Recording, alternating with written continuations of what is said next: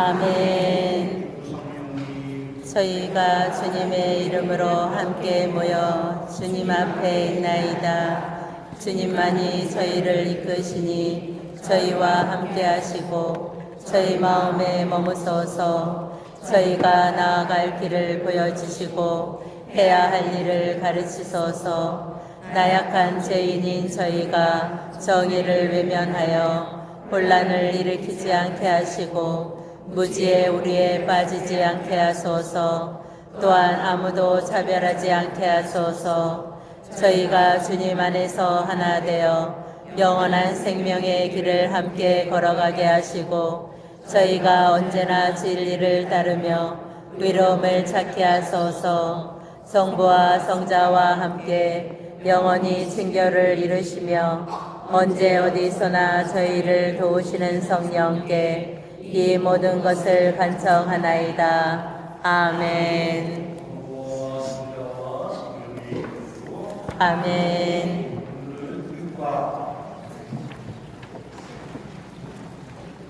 예수님의 든든한 협력자인 성도들로 예비 나눔으로 필리핀서 4장 1절에서 10절까지 반복해 드리겠습니다.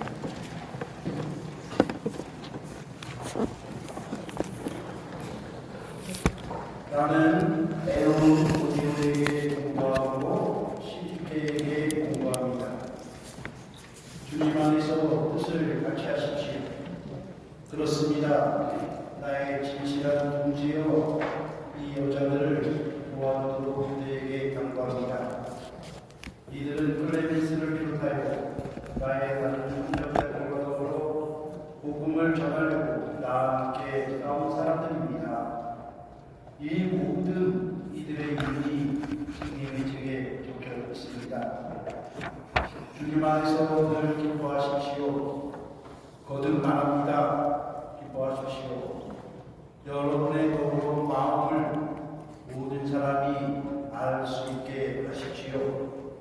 주님께서 가까이 오십니다. 아무것도 걱정하지 마십시오. 어떠한 경우에든 감사하는 마음으로 기도하고 간구하며 여러분의 소원을 하나님께 아뢰십시오.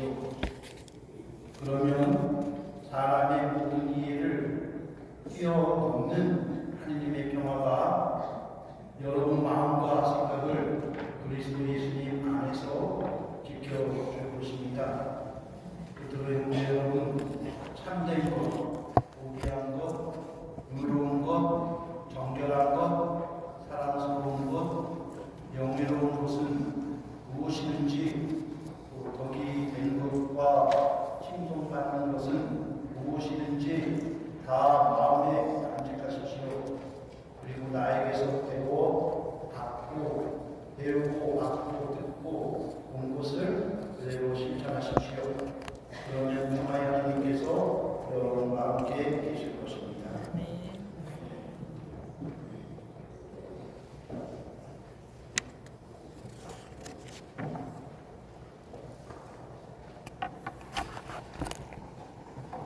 필리핀서 4장 1절에서 9절까지의 말씀을 지금 읽어보았습니다.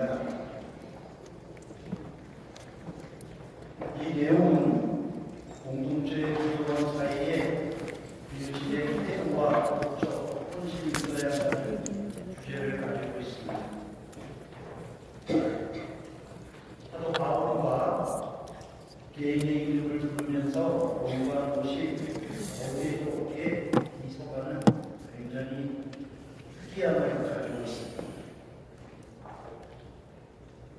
서로의 이름이 불려지면서 특이하게도 서로 갈등을 일으켰다. 그런데 갈등을 일으킨 것만 좀 내용을 소개하면 되는데 구체적으로 여자인 두 명은 손해를 봤습니다. 뭐 때문에 싸우는지 잘 모르겠습니다. 여러분들은 뭐 때문에 싸우십니까? 상대가 남자인 거서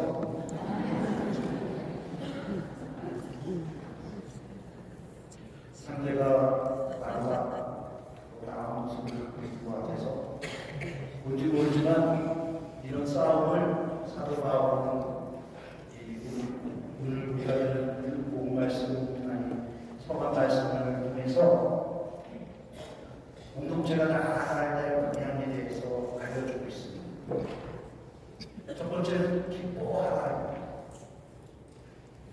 두 번째는 고난이 다가오더라도 적극적으로 자신의 운명을 인내하며 받아들여라. 네 번째는 안녕. 히라보로 에이케스라는 단어인데 영어로 번역하면 방문하는 정말 젠틀리스, 안녕이라고 번역할까.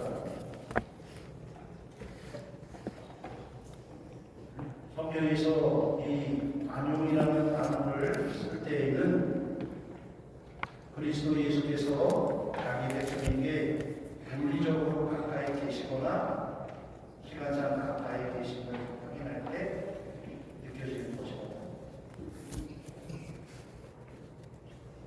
여기까지가 제가 오늘 아침에 이 서반을 읽으면서 책을 뒤져가면서 하나의 해석입니다. 제 얘기가 아니라 성수학자들이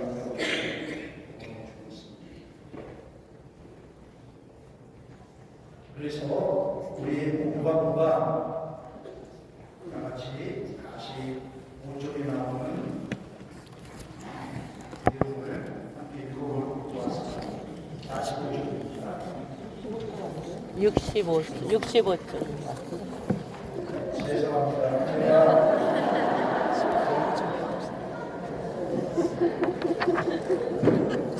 지금 글자가 안 보입니다.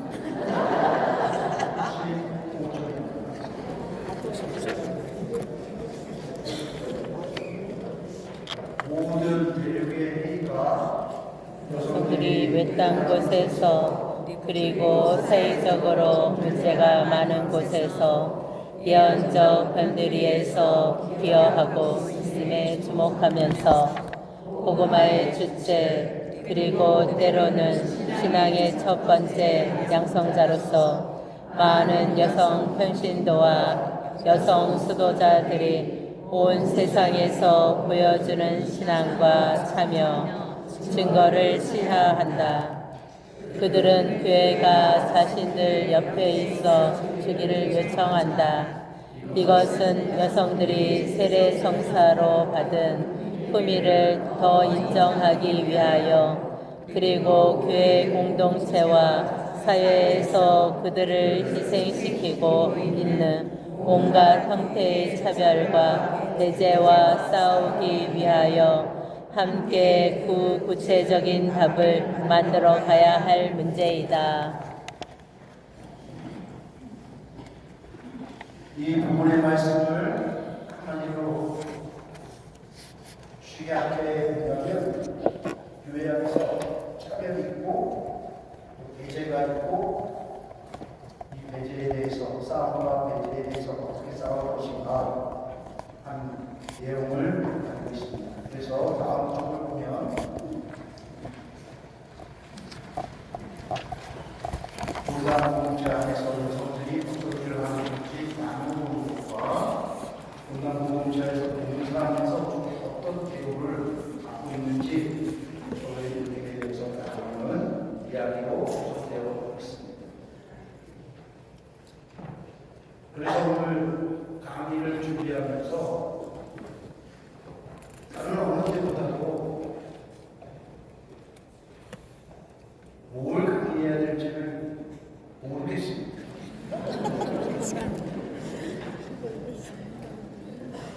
교회를 이루고 있는 주관적인 분으로 표현을 하지만 거의 다 여성 공동체에서 활동하고 있지요.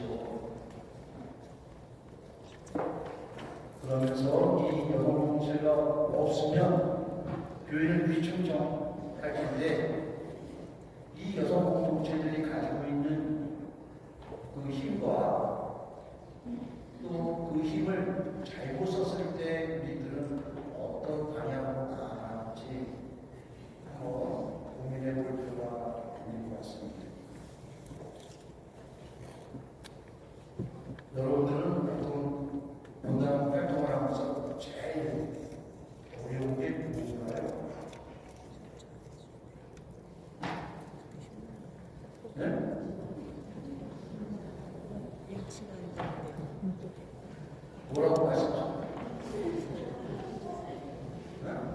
구호가 안 될 때. 구역 모임이 제일 힘들다.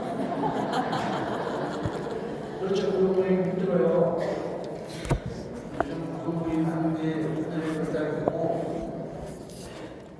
또 모여야 할 장소도 먹기가 힘들죠. 특히 아파트에 사시는 분들은 자기 집 개방하고 계시게 그런 얘기가 힘든데 그렇게 따지면 이제는 구역 이상한 느낌이에요.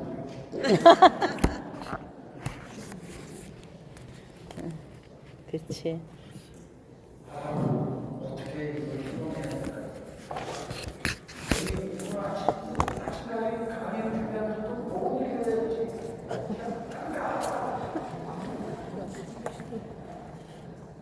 첫 번째, 제가 한 달 전에 이 주제를 보고 느꼈던 감정은 분노였어요. 왜 분노를 느꼈냐면 제목부터 마음에 안 들었어요. 제목이 여성부. 협력자라는 표현이 너무나 어우함을 느꼈어요.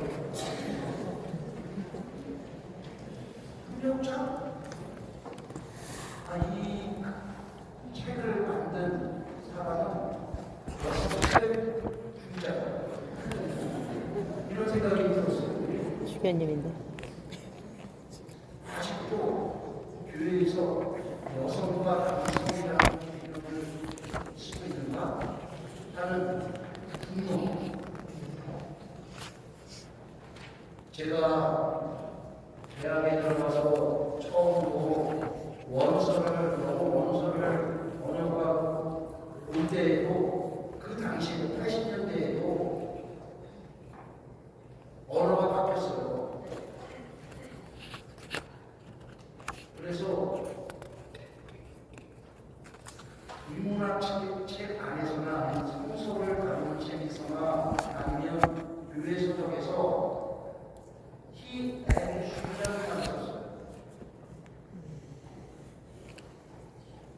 옛날에 그저 남성 형의 단어를 썼다면 교회에서 절대로 사람이라는 표현을 쓸 때, 그라는 표현을 쓸 때 he and she라고 썼어요. 80년대. 그러면 그 책이 나왔을 때를 생각해보면 70년대에도 서구에서는 이제 남자와 여자를 구분하는 그런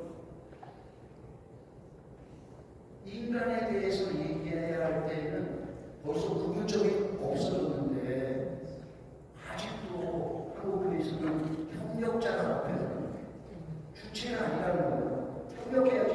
너희들은 협력해야 되는 사람들이지 주체가 될 수 없어. 이런 표현 아닐까요? 이런 말에 이걸 어떻게 강의를 해야 되는지 모르겠습니다. 그렇다고 내가 여성들에게 인기를 얻게 되는데 바뀌어야죠. 이런 바뀌지 않은 사고를 갖고 있는 사람들의 글을 내가 설명해야 된다는 것이 벌써 30년 거의 가까워지는 과정에서도 교회는 바뀐 게 없구나라는 생각에 좀 섭섭하다. 다른 생각을 하고 있어야 된다라는 생각을 합니다. 그러면서 문득 생각나던 게 이거예요. 며칠 전에 우리 못다는 수인네 장사들이 저를 인사차 왔습니다. 그러면서 자기네들 스토리 이렇게 지금 개혁을 준비하고 있습니다. 변화에 대해서 소개를 아주 자신있게 하려고 했어요. 그래서 큰 수녀님이었던 사람들은 작은 수녀님으로 하고 작은 수녀님이었던 분은 큰 수녀님으로 하는 걸 로테이션을 하는 게 사제총회에서 결정을 나서 그렇게 지금 행하고 있으면서 이것이 어떤 수원의 변화를 일으킬까 그것에 대해서 고민한다고 하길래 제가 예수님을 딱 쳐다보면서 한마디 했어요. 강수회가 한국 사람 아닌 수회가 그렇게 될까요?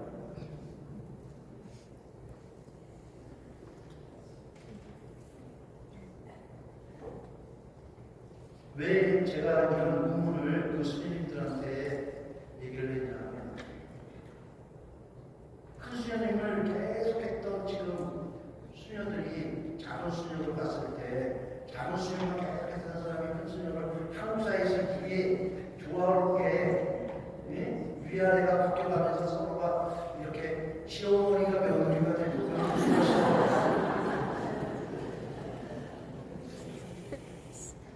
이게 될까? 라고 얘기를 했더니, 그래도 자기네들은 그렇게 하고 있습니다. 외국에 본원을 두고 있는 수도를 가능할 수 있겠습니다. 저는 그렇게 생각했습니다. 왜냐하면 교육을 외국 가서 배우잖아요. 그러니 나이 많은 수녀님들도 나이 적은 수녀님한테 이야기할 때, 특히 독일어에서 그런 말을 표현을 많이 쓰죠. 교수 신부님한테 지라는 좋은 칭호를 쓸 때 교수가 너 나랑 맞히냐? 누구라고 써? 너 좋은 칭호를 쓰면 나를 무시하는 거야. 해가지고 마치 평상문처럼 너라는 표현을 써줘 라고 하면 이게 되는 문화가 있어요.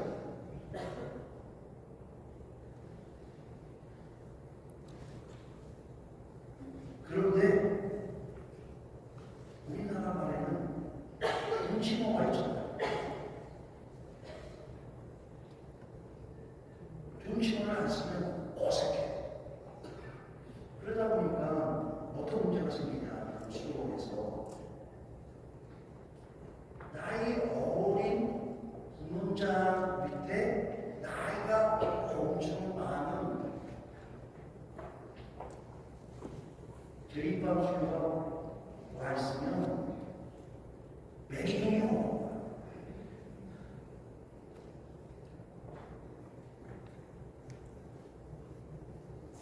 이게 한국 문화에서 오는 차이인데, 그러면 교회 안에서, 공동체 안에서는 그런 문제가 없느냐? 한국 각 여러분들이 소속되어 있는 단체들, 성당에 있는 단체들, 그리고 여러분들 성당 안에서 활동하는 모임들, 또 구역에서 같이 잘 지내는 관계 안에서 뭔가 뒤틀어졌다면, 그 뒤틀어진 것에는 제가 보기에는 그동안 갖고 있었던 관계 안에서의 질서가 있었던 거예요. 그 질서를 무너뜨리면 관계는 끝나는 거죠.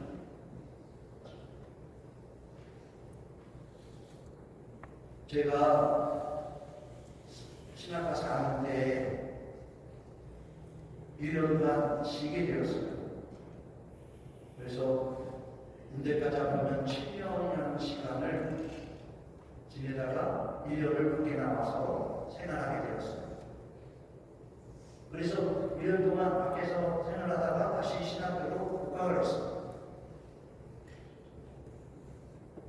복학해가지고 이제 후배들하고, 바로 밑에 후배들하고 같이 신학교 생활을 같이 해야 되는데, 7년 동안 나에게 형이라고 부르는 애가 갑자기 야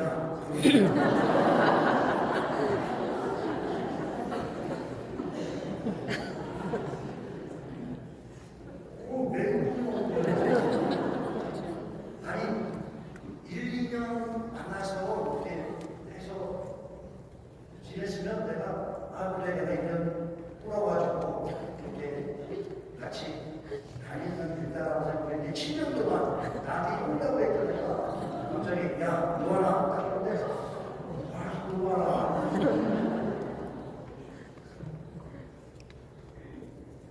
지금까지 그 신부가 만나지 않아요.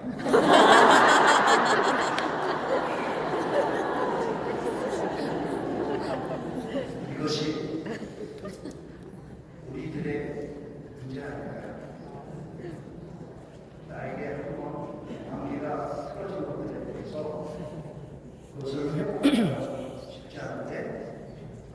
예를 들어 필리핀에서는 기업관리가 틀어진 거예요. 두 사람이, 두 여인이 틀어졌죠. 틀어졌을 때 사도 바울과 얘기하는 그 핵심은 뭐였냐면 고난이 따르더라도 적극적으로 인내해서 그것을 바꿔내라는 거예요. 그 말을 다시 한번 돌아보면 내가 신앙인이라는 것을 끊임없이 되뇌어가야 된다는 것을 얘기하는 것이 아니라 이런 거죠. 더 쉽게 얘기하면 내가 신앙으로 이 성당에 왔고 이 신앙으로 저 사람을 만났어요. 그리고 그 사람과 관계를 맺었어요. 관계를 맺었는데 틀어졌어요. 근데 틀어진 것을 보니까 신앙과 관계가 없어요. 그냥 인간적으로 싫은 거예요. 그러면 다시 한번 신앙적으로 돌아가서 예수 그리스도의 가르침과 연관시켜서 내가 무엇이 잘못됐는지 보라는 말씀, 그게 있는 거예요.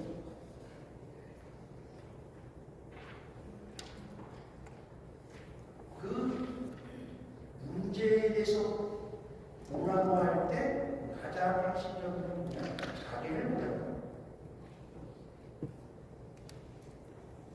나는 내 자신을 어떻게 보고 있는가 했었을 때 내 자신이 그 사람에게 비춰지는 모습을 다시 한번 내 스스로 보려고 노력해야 됩니다. 그게 참 어려운 것이고 그것이 묵상이라는 거예요. 제가 오늘 아침에까지 읽었던 책이 있는데 너무 좋았어요. 너무 쉽게 읽었는데 내가 그리스도 있습니다.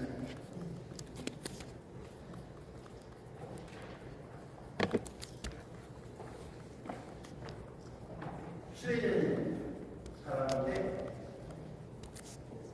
다국적 기업에서 20대에 최고 경영진까지 올랐다가 모든 걸 포기하고 동남아로 가서 신임이 돼요. 그런 다음에 17년간 숲속에 스님으로 생활하다가 다시 한숙해서 스웨덴에서 이 명상에 대해서 가르치면서 살다가 무계직병이 생겨가지고 죽음을 맞이한 사람. 이번에 책을 읽으면서 초기에는 무엇을 보게 되냐면 스님들도 우리 친구들이 신학생 생활하는 거하고 거의 비슷한 고민거리를 갖고 있구나. 첫 번째, 묵상을 하면 온갖 생각들이 다 똑같아요. 묵상하라 그러면 온갖 생각들이 다 들어와서 묵상이 안 된다는 거예요. 호흡을 가다놓고 열심히 해야지. 그 생각부터 들어오죠. 열심히 해야지 하면서 좋은 호흡을 가다들으면 세탁기 내가 도서실에서 너무 책을 읽었어야 되는데 이거 안 읽어보고 왔네.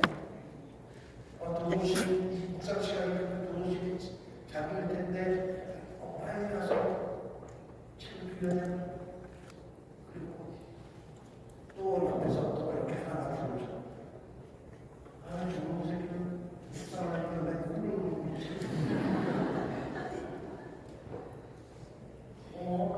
고개를 그냥 90도로 꺾어가면서 예수님께 맞습니다 하는데 온갖 것들이 다 와서 개인 묵상을 하게 합니다. 아마 우리 초기교회 이 길을 가는 사람이 거의 뭐 똑같구나. 또 한 가지 똑같은 걸 발견했습니다. 뭐냐면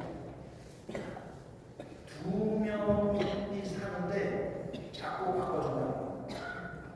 저희들도 시간 때 이렇게 처음에는 24명 같은 방에 24명 때려잡고 같이 가고 그 다음부터 반반씩 뜯어버려요. 그 다음에 12명, 6명, 4명, 2명 이제 본적으로 하면 1명 이렇게 공동체 생활을 줄여주는데 이 파고로 갈 때마다 이 속에서 어마어마한 사람에 대한 긴장을 갖고 있다는 옆 사람에 대해서 쟤는 밥 먹을 때 왜 젓가락거리지? 쟤는 왜 젓가락질 못하지? 왜 맛있는 것만 있을 때 반찬을 집어먹고 김치는 손에 안 들지? 이런 것도 있잖아. 꼬마도 들이 옆 사람 때문에 괴롭다. 묵상 때 잡생각이 너무 많다는 거, 그리고 주변 사람들을 자꾸 분석하고 나쁜 점만 기록하고 똑같아.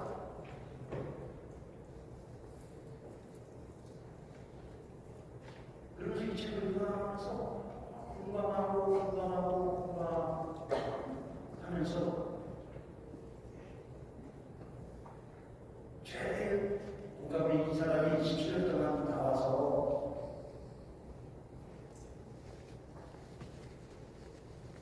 제일 해보고 싶은 게 뭐냐고 사람들에게 물었더니 사랑하고 싶다고 했어요. 정말 솔직히 답했어요. 여자하고 사랑하고 싶다. 관계를 자신을 그렇게 얘기합니다. 그러면서 자기가 옷을 벗으니까 아무도 자기에게 관심을 안 가져줘서 1년 반 동안 친구에 들어가. 친구의 어머니가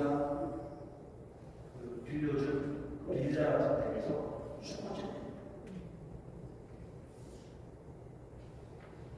공감이 되는 것 같아요. 아, 제가 옷을 벗으면 똑같을 것 같아요. 아, 그런 느낌이겠구나 생각을 공감할 수 있었어요. 세 번째 공감한 교육인데, 네 번째 공감하는 것은 점점점 말수가 없어지면서 관용적이 된다라는 오랫동안 수련을 하는 되는 과정을 겪게 되면 말수가 없어집니다.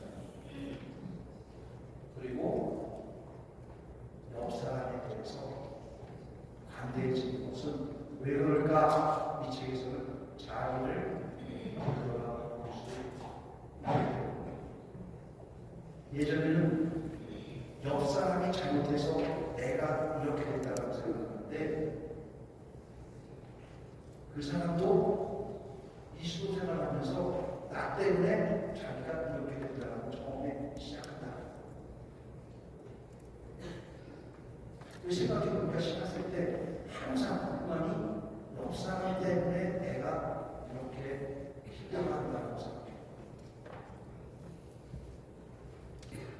한 번도 나 때문에 옆 사람이 힘들 거라는 생각을 해본 적이 없어요. 우리 육가를 보면서 이런 생각을 해보는 거죠.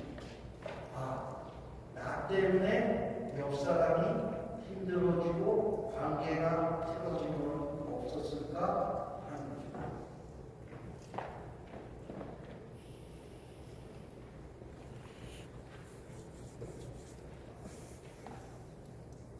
그리고 사도 바울과 우리가 들은 이야기에서 어떤 말씀을 하시냐면 마지막에 관용이라는 말을 해요. 이 책에서도 마지막에 자기가 죽음에 이르게 될 때 사람들이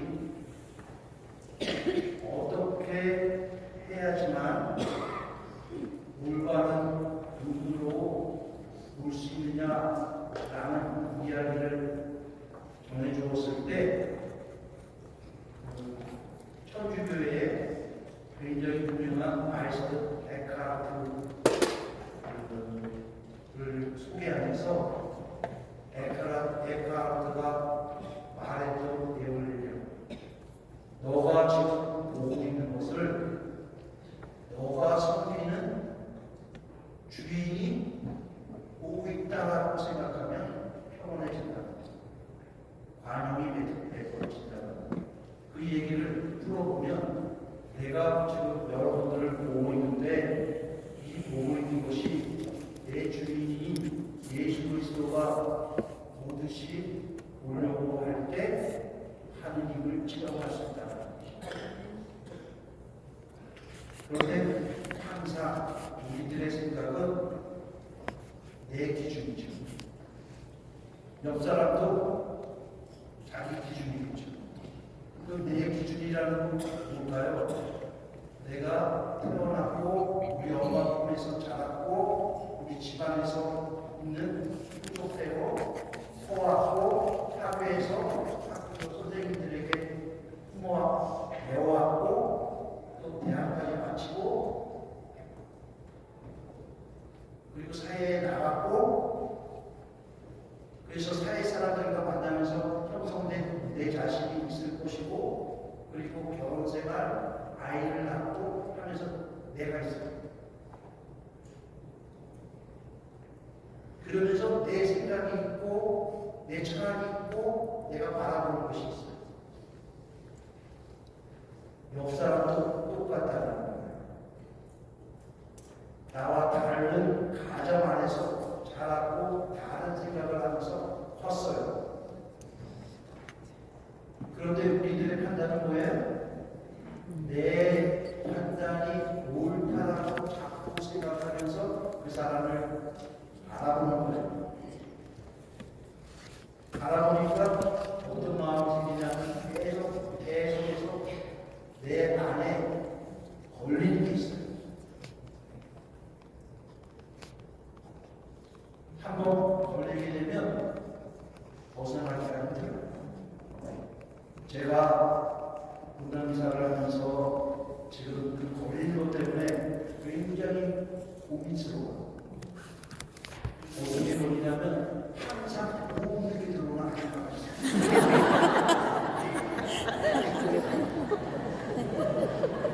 필요할 때마다 나중에 기다려줘. 지금 오겠구나. 그런 어김없이 와서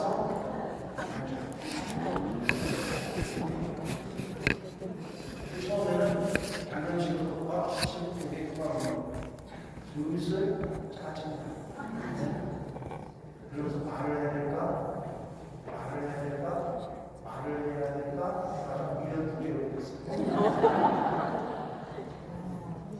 그런데 계속 돌려요.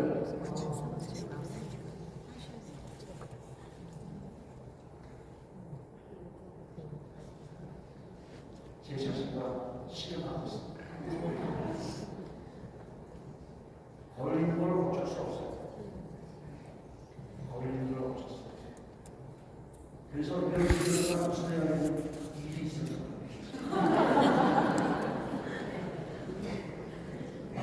남보는 문제가 있다. 그렇게 생각하면서 지내고 있어요. 그렇게 걸리는 건 어쩔 수 없어요.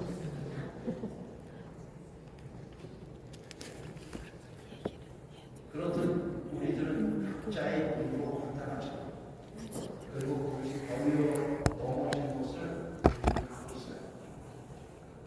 그러다 보니까 우리 단체에서 생활하는 것은 남자나 여자나 똑같아요.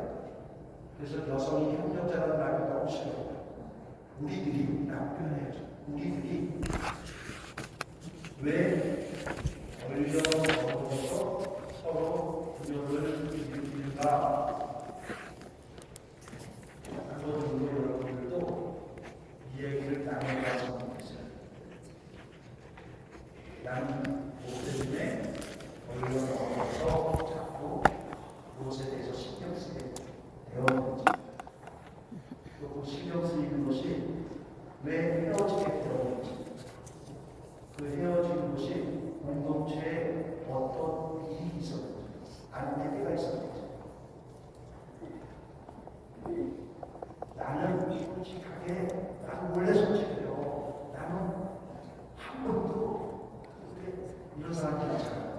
제일 무서워.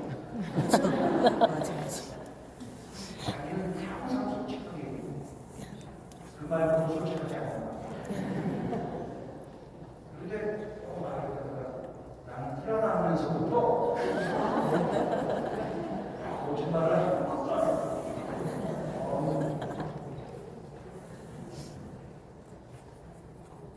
자기는 솔직하다고 생각하지만 그 솔직하다라는 표현 안에는 여러 가지가 들어있습니다.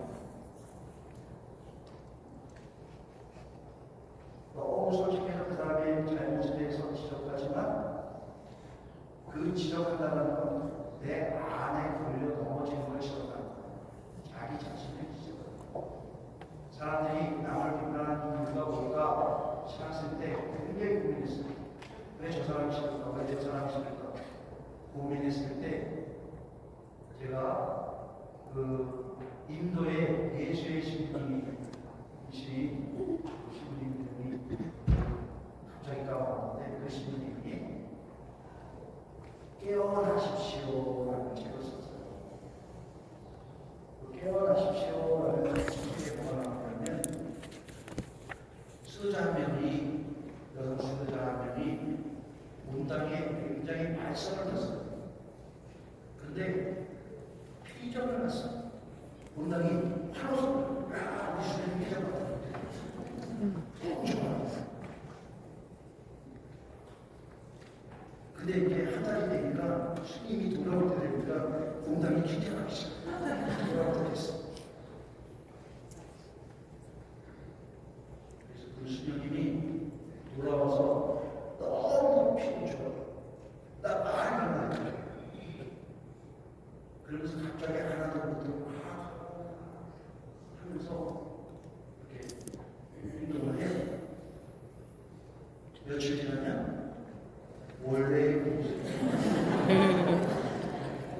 그래서 안세림 무슨 안세림 그 일이 떠오르면서 근데 그 신부님이 하시는 말씀이 뭐냐면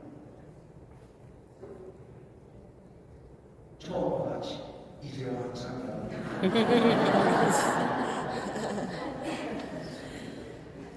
저희가 규정에 들어갈 때는 영광이 성부와 성자와 성령으로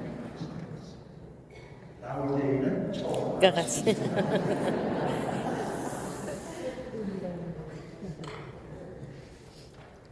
끊임없이 자기를 봐야 하는데 그 자기를 본다는 건 기준에서 보게 되는 거야. 어쩔 수 없어. 그런데 이 책에서 보면 그럴 때마다 손을 펴라고 얘기해요. 손을 펴라.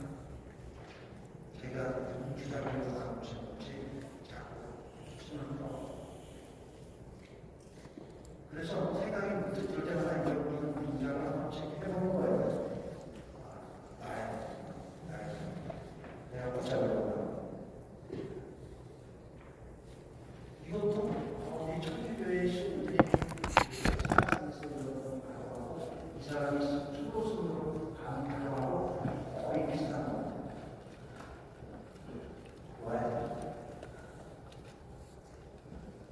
사람을 보지 알아야 되는데 사람을 보지 몰라요. 왜? 내 안에 걸려있지. 내 기준 때문에. 그런데 그 기준은 무엇을 얘기하느냐 하면 내가 하고 싶은 것을 또 얘기하기도 해요. 무슨 얘기냐? 나도 설거지를 좀 하고 싶지 않아. 근데 정영이 설거지를 안 하잖아. 화가 나는 거야. 하고 있으면서 나도 하기 싫은데 내 머리죠. 나도 좀 하지 않고 분단 청소도 하고 싶지 않고 공사도 하고 싶지 않은데 그 사람은 이렇게 보니까 맨날 이분은 나불나불 잘하는데 공사할 때 보면 사라져.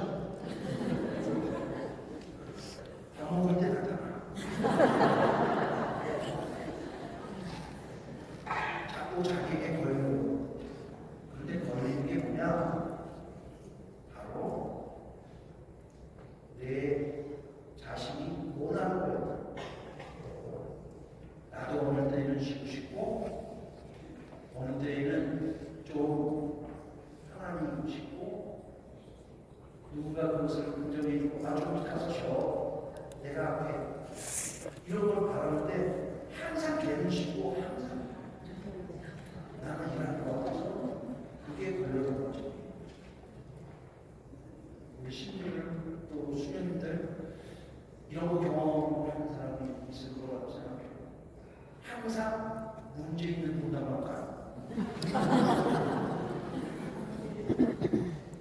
교회 장사들은 그 사람들은 문제를 해결해 줄 거라는 걸 믿어요. 그런데 그 사람들이 받는 상처에 대해서 생각을 해요. 이 문당에 문제가 생겼어. 신부의 문제에서 신부가 거의 대표이다시 다른 문당에 갔고, 뭐 수도자가 문제가 생겨서 다른 문당에 그 장사들은 어떻게 하겠어요? 화해를 시켜야 거야. 신자들하고 화해 시키면 맨날 화해만 시키는 신부들을 수녀들을 보내는 거예요. 그러면 이 신부 수녀들은 어때요? 맨날 문제 있는 곳다만 가고 그러면 쉬지 못하면 이 사람들이 쉬지 못하면 이 사람들은 상처받는 사람들이에요. 아픔을 겪고 참고 있는 사람들이에요.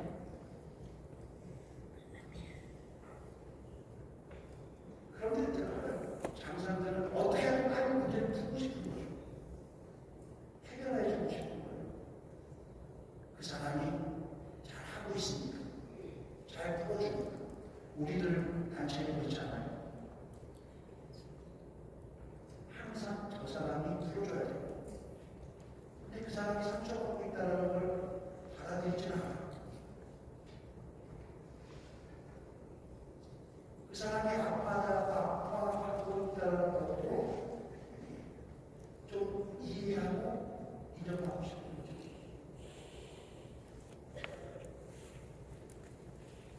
그래서 사도 바울과 뭐라고 표현했냐면 그런 과정에 있으면서 내가 다른 눈을 보게 되고 특히 내 주님의 눈으로 상대를 보려고 하는 마음을 가지려고 하는 그런 자세를 자꾸 키워나가는 거죠. 내 주님이었으면 그 사람을 어떻게 봤을까? 나의 하나님이었으면 나의 눈을 위해서 뭘 보고 싶을까?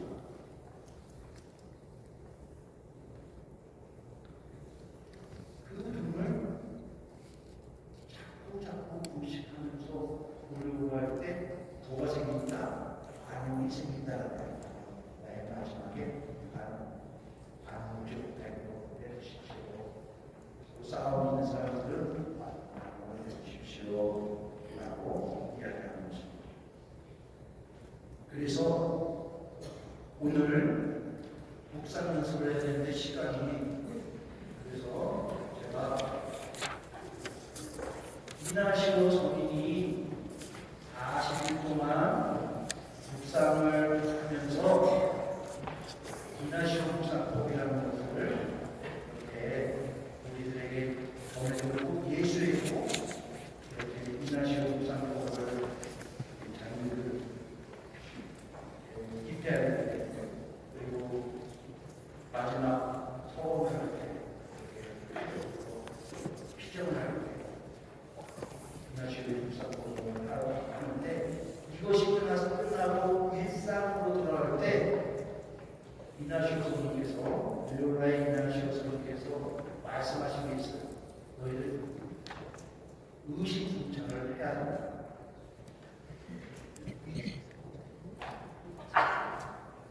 그래서 항상 끝나면 성당에 와서 오늘 하루에 대해서 의식적으로 성찰을 하는 시간을 15분에서 20분 갖게 돼요.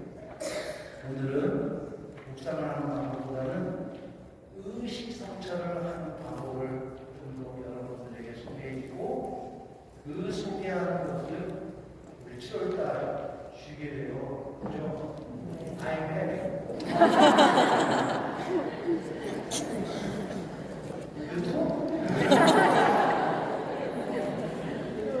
그 성당에서 이렇게 들어가셨을 때 아니면 밤에 정리할 때 생각해 보시면서 중시성 작업을 해보셨으면 좋겠다 해서 그걸 소개해드리고 싶습니다. 첫 번째는 감사입니다. 오늘 하루에 하루를 돌아보면서 감사할 일이 무엇이 있는지 찾아보는 것입니다. 예를 들면 이거죠. 제가 오늘 과장님들 강의를 보면서 보기 전에 우리 과장님이 차를 대기시켜서 나를 데리고 오는데 그 과장님이 아침에 있는 그 준비하는 시간을 가지고 있다는 거니까 감사합니다. 그거를 그리고 내가 옷장을 딱 열었을 때 깨끗이 빨려져 있는 옷들, 속옷들 이렇게 보면 우리 식구사님한테 감사합니다. 우리 충대리 신부님은 항상 집사람이라고 집사람이라고 했어요. 식구 집사람. 우리 집사람이 화나면 30일 동안 사골 먹습니다. 그래서 토요일 날, 지난 토요일 날 총대리 신부님이 견진성사 한번방을 왔는데 우리 집사람이 지나가는데 우리 집사람 감사합니다. 이렇게 깨끗하게 옷이 빨개져 있고 그것을 내가 오늘 입을 수 있도록 이렇게 내려준 거에 대한 감사하기도 합니다. 그리고 따뜻한 격려를 받았습니다. 감사합니다. 제가 어제 영웅주일이었어요. 영웅주일이었는데 그놈의 기집애들 전부 다 카톡으로 만납니다. 카톡에 만원이라도 보내지. 네, 그만. 아침 내내 전화 보고 새벽부터 전화해. 아유, 그래서 우리 옛날 문화 신자들이 나는 생각해서 우리가 아유 메시지만 보내보니.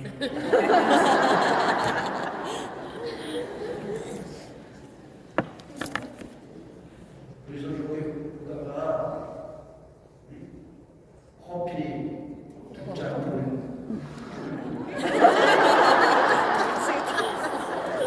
그래서 너무 2잔을 보내는.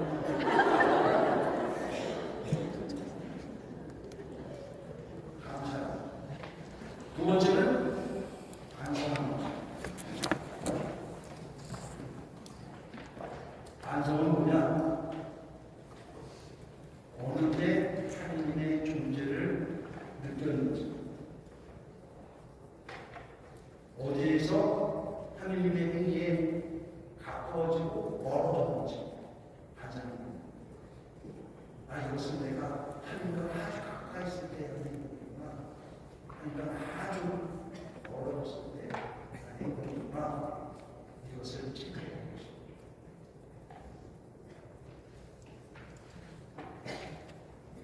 그래서 우리 하루이가를 만나면서 아, 이럴 때 하나님이 오셨구나.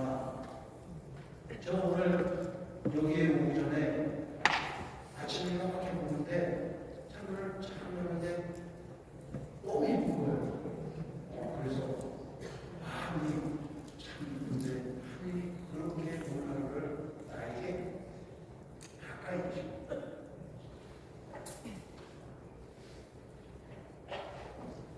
멀리 있다고 느껴지고 우리 구역 과장님이 차를 엄청 빨리 몰라.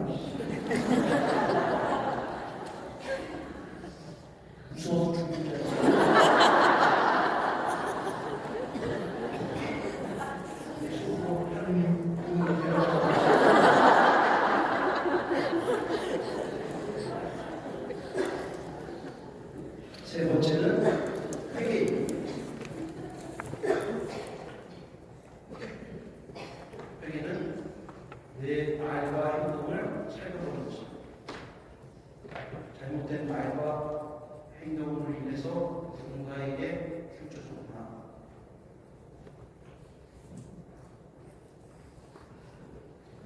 우리가 미사 전에 미사를 하면서 삼위일체 하나님을 계속 모아서 그런 다음에 주님께서 함께 계심을 의식해요. 주님께서 여러분과 또한 사제와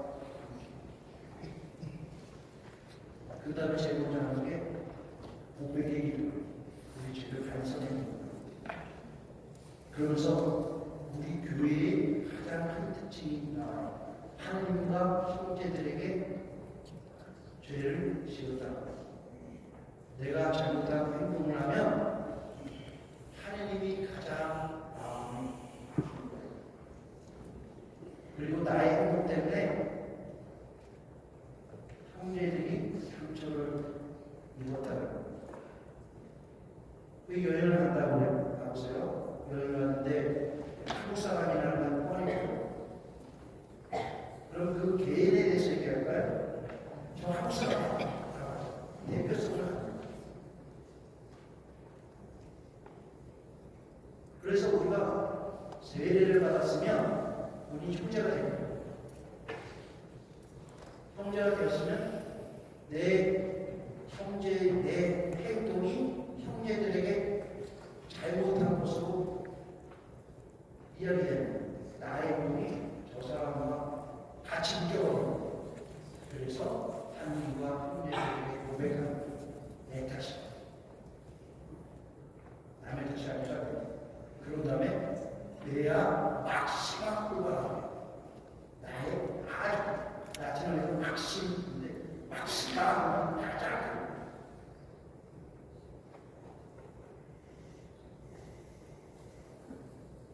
꼴과 죄가 잘못하고 내 탓, 잘못이라고 고백합니다.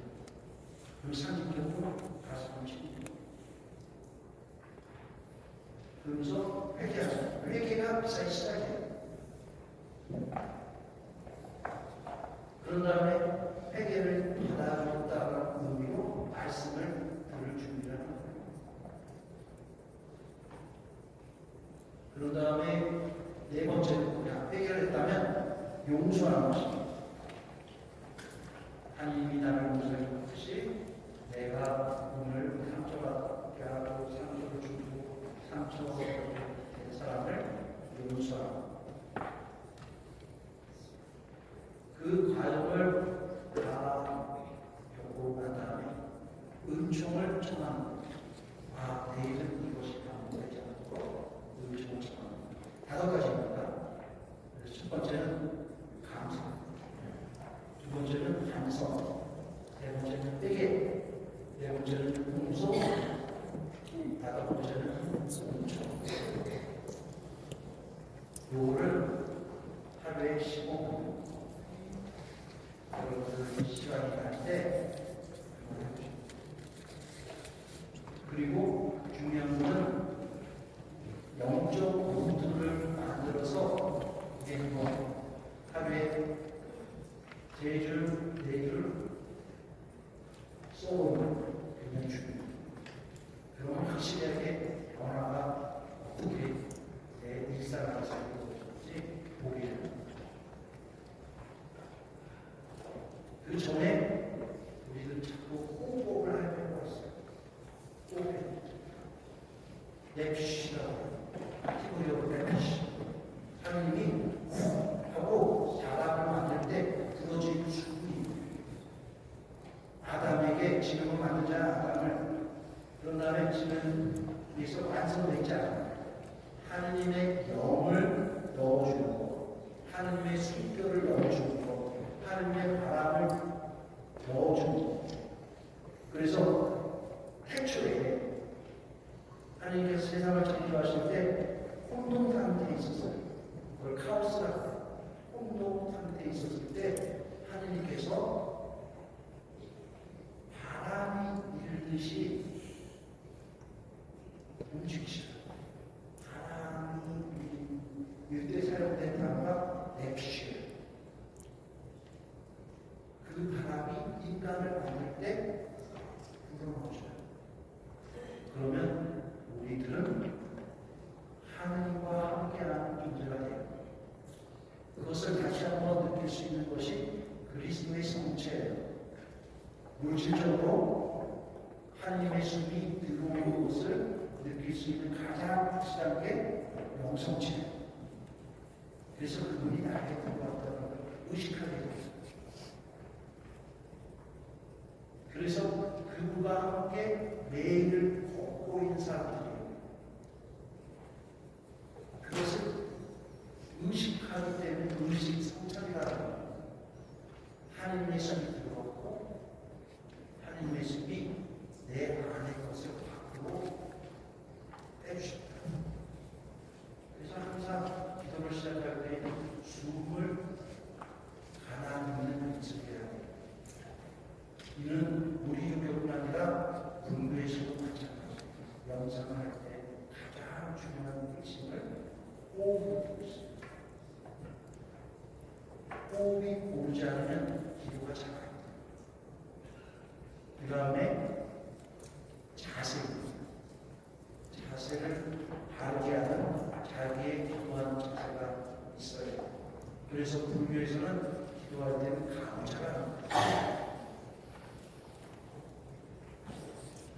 우리들은 장애들이 없는 문단이 너무 많지고 민원이 많다 보니까 장애들까지 하고 공간 때문에 한국에는 이렇게 장애들을 부리는 건데 우리 교회의 핵심적인 건 무릎을 꿇는 거예요.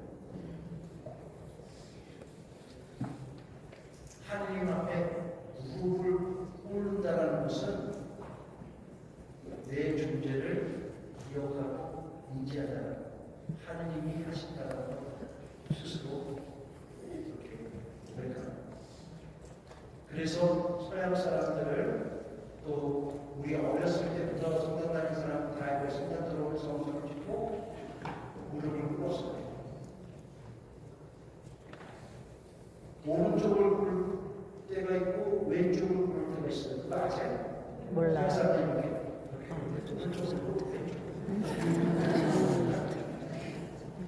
오른쪽을 꿇는 거는 신에게 꿇을 때 오른쪽을 꿇고 왼쪽을 꿇을 때는 왕에게 꿇을 때 왼쪽을 꿇고 너무 가르쳐줬네.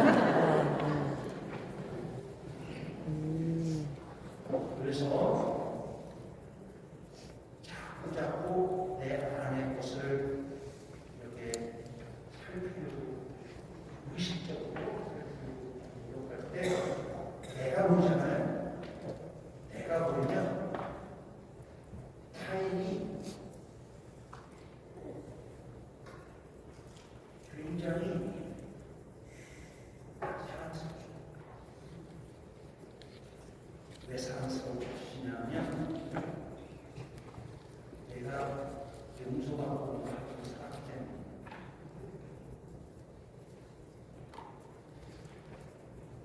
체험 중에 가장 신앙 체험 중에 가장 좋은 게 뭐냐라고 저에게 표현하면 용서가 가는 체험입니다. 용서가 좋은 용서가 그러면서 어떤 것이 생각하냐 다른 사람 다 떠나고 보는 내용이 있어요.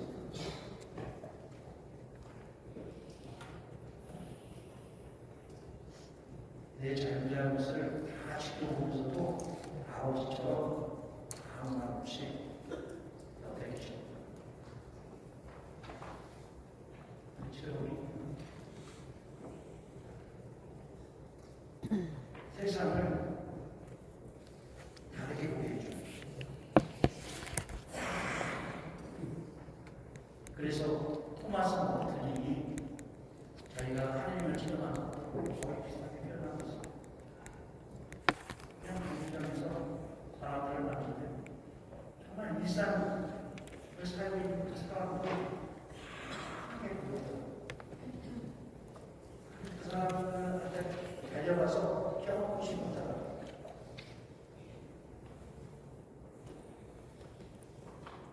그 사람들이 나한테 잘못해 다 용서할 것 같은 마음에 깊이가 느껴진다.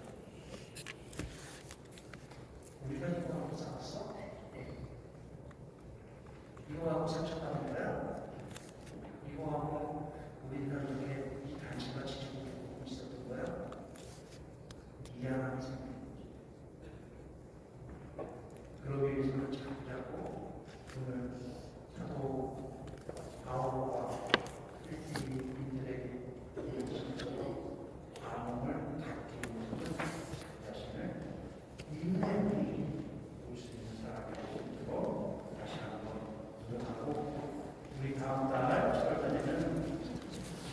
얼마나 다행인지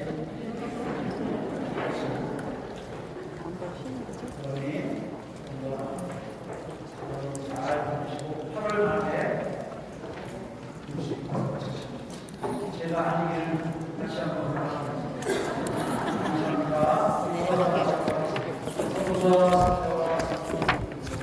아멘.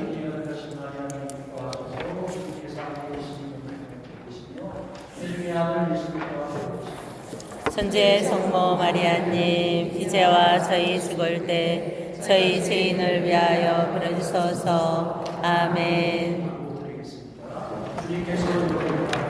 또한 사제의 영과 함께 성모와 성자와 성령께서는 여기 있는 모든 이들에게 강복하시고 길이 복을 피하소서. 아멘. 아멘.